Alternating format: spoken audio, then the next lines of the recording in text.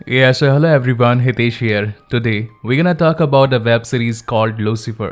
आज हम इसके तीसरे एपिसोड को एक्सप्लेन करेंगे. सो विदाउट वेस्टिंग टाइम चलिए आते हैं इस कहानी की मेन स्टोरी लाइन की तरफ.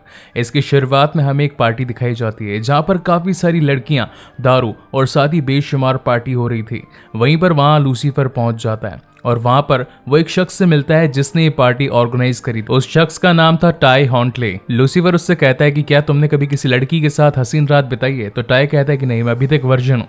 तो लूसीफर कहता है कि तुम एक स्पोर्ट्समैन हो और साथ ही एक सेलिब्रिटी भी. क्या तुमने आज तक कभी किसी के साथ एक हसीन रात नहीं बिताई? और तभी वहां पर उनकी बातों में एली नाम की एक लड़की पहुंच जाती है और वो टाई को अपनी ओर रिझाने की कोशिश करती है. तो लूसीफर उससे कहता है कि तुम्हारे पास मौका है, तुम जाओ और जाकर बूंदिया लूटो. मगर टाई उसे मना कर देता है. वो कहता है कि मैं सिर्फ प्यार अपनी गर्लफ्रेंड से करता हूँ और उसके अलावा मैं किसी और के बारे में सोच भी नहीं सकता.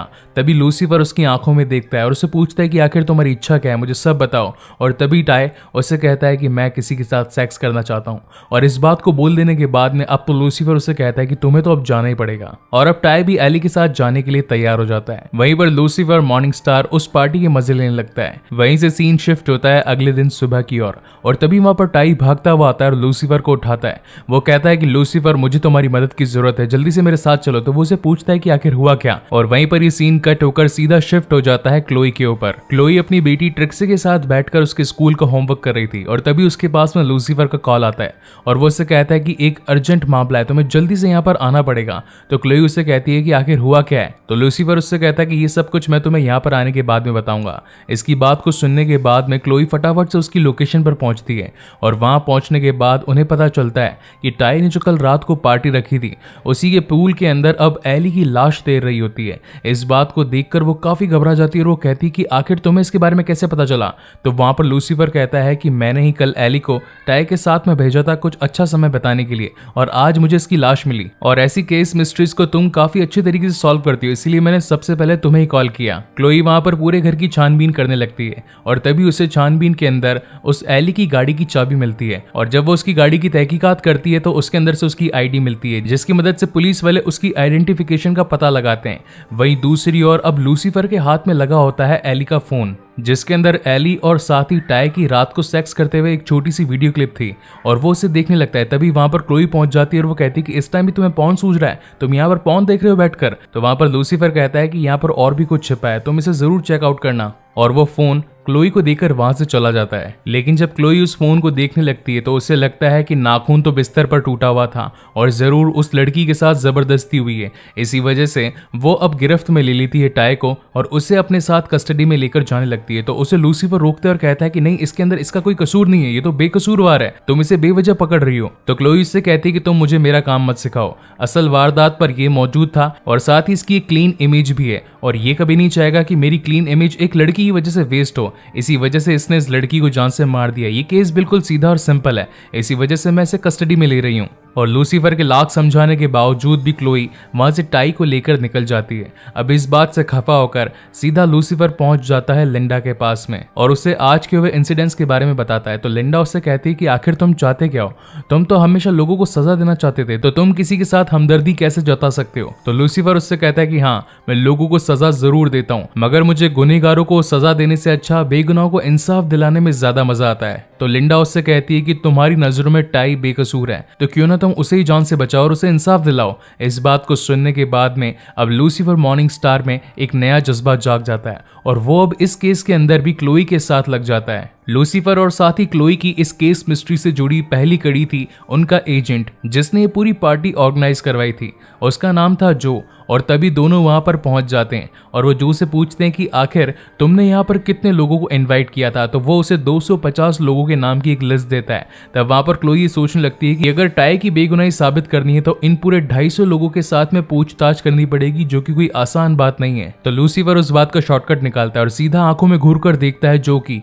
और उससे कहता है कि आखिर तुम क्या चाहते हो, तुम्हारी ख्वाहिश क्या है. तो वहां पर जो कहता है कि मैं एक सबसे अच्छा एजेंट बनना चाहता हूँ, सबसे आगे रहना चाहता हूँ. और मैं हमेशा टाई को बचाना चाहता हूँ। उसकी इन बातों को सुनकर लूसीफर और साथ ही क्लोई को लगता है कि ये कोई गुनहगार नहीं है, इसने किसी का कत्ल नहीं किया है। मगर बातों ही बातों में उन्हें पता चलता है कि कत्ल की रात को एजेंट जो भी वहीं पर मौजूद था, मगर ये यहाँ पर करने क्या आया था इसके बारे में अभी तक इन्हें कुछ पता नहीं चलता।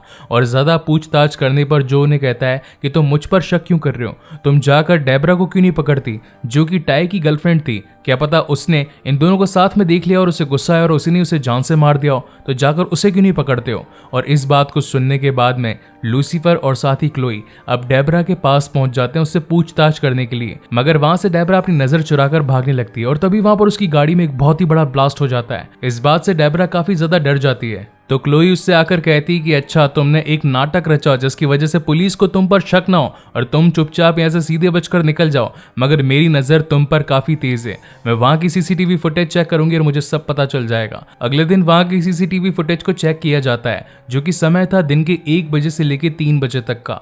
और तब उस सीसीटीवी फुटेज के अंदर पता चलता है कि डेबरा वहां पर आई जरूर थी रात को, मगर जिस टाइम कत्ल हुआ उस टाइम वो रो रही थी और वो एक होटल में बैठकर सिर्फ आइसक्रीम खाते जा रही थी क्योंकि उसका बॉयफ्रेंड किसी और के साथ में रंगरलिया मना रहा था। और अब इन्हीं सभी सबूतों की मदद से लूसीफर और साथ ही क्लोई को ये पता चली जाता है कि असली कातिल और कोई नहीं बल्कि इनका एजेंट जो ही था। और इसी बात से अब वो दोनों सीधा जो के पास में पहुंच जाते हैं। तब तक वहां पर क्लोई का पति डैन भी पहुंच जाता है और अब लूसीफर उससे गुस्से में आकर पूछता है कि आखिर तुमने एली का खून क्यों किया। तो पहले तो वो कुछ भी नहीं बताता, मगर जब लूसीफर उसकी आंखों में घूर कर देखता है और उससे सच्चाई उगलवाता है तो वहां पर जो अब फाइनली इस बात को रिवील कर ही देता है कि मुझे डर लग रहा था, मैं जानता था कि टाई एक बहुत ही बड़ा सेलिब्रिटी बनने वाला है और उसने एक दूसरी एजेंसी के साथ में बात करी थी जो कि उसे सिक्योरिटी प्रोवाइड कर सके, और अगर टाई किसी और से सिक्योरिटी ले लेता तो मेरा नुकसान हो जाता और मैं ऐसा नुकसान कभी नहीं चाहता था। इसीलिए मैंने उसकी इमेज को खराब करने के लिए एक लड़की से कांटेक्ट किया और उसे उसके साथ में रात बिताने के लिए कहा,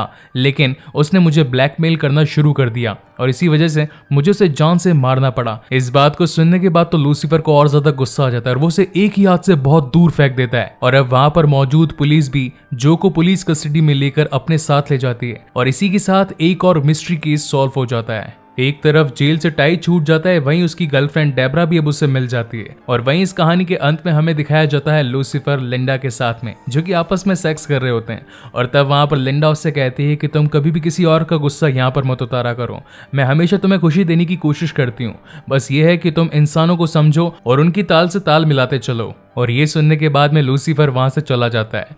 वहीं अगले सीन में हमें दिखाई जाती है क्लोई जो कि उस सीसीटीवी फुटेज को देख रही थी जब लूसीफर ने एक ही हाथ से जो को काफी ज्यादा दूर पटक दिया था। और इस बात को देखने के बाद में अब उसका शक और भी ज्यादा यकीन में बदलने लगा। उसे हमेशा से लगा था कि लूसीफर कोई आम इंसान नहीं बल्कि कोई डेविल है। और इसी सस्पेंस के साथ में ये एपिसोड यहीं पर खत्म होता है। सो गाइज, आपको ये वीडियो कैसा लगा प्लीज मुझे लाइक और कमेंट करके जरूर बताइएगा। और अगर पहली बार इस चैनल पर आए तो इसे जरूर सब्सक्राइब भी कीजिएगा। इसके बाद में मैं लूसीफर का 4th एपिसोड जल्दी अपने चैनल पर अपलोड करूंगा। And again guys, thank you very much for watching this video. मिलते हैं अगले वीडियो में।